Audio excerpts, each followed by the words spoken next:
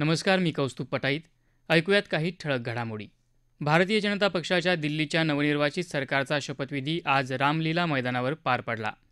रेखा गुप्ता यांनी मुख्यमंत्रीपदाची शपथ घेतली. दिल्लीचे नायब राज्यपाल व्ही सक्सेना यांनी त्यांना पद आणि गोपनीयतेची शपथ दिली. त्यांच्याबरोबर 6 कॅबिनेट मंत्र्यांनीही आज शपथ घेतली.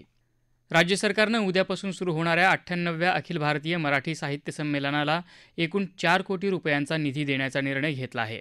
साहित्यिक आणि साहित्य रसिकांवरचा वाढलेला खर्च, संमेलनाचं वेगळेपण यासारख्या कारणांमुळे मुख्यमंत्री देवेंद्र फडणवीस यांनी या संमेलनासाठी अतिरिक्त 2 कोटी रुपये द्यायला विशेष बाब म्हणून मंजुरी दिली.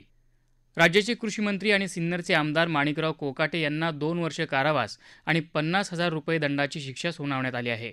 कोकाटे यांनी आपल्याला स्वतःचं घर नसल्याची खोटी कागदपत्र देऊन मुख्यमंत्री कोट्यातून घर मिळवलं होतं, असा त्यांच्यावर आरोप आहे. या प्रकरणात 28 वर्ष खटला चालल्यानंतर न्यायालयानं आज ही शिक्षा सुनावली.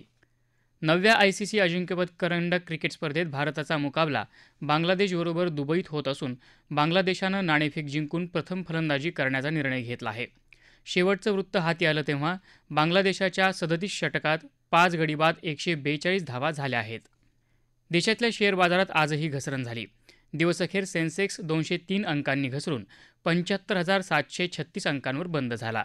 निफ्टी 20 अंकांनी घसरून 22,913 अंकांवर बंद झाला. याबरोबरच आकाशवाणी मुंबई केंद्रावरचं हे बातमीपत्र संपलं. आकाशवाणी मुंबईचं पुढचं प्रादेशिक बातमीपत्र ऐकूया संध्याकाळी 7 वाजता. नमस्कार.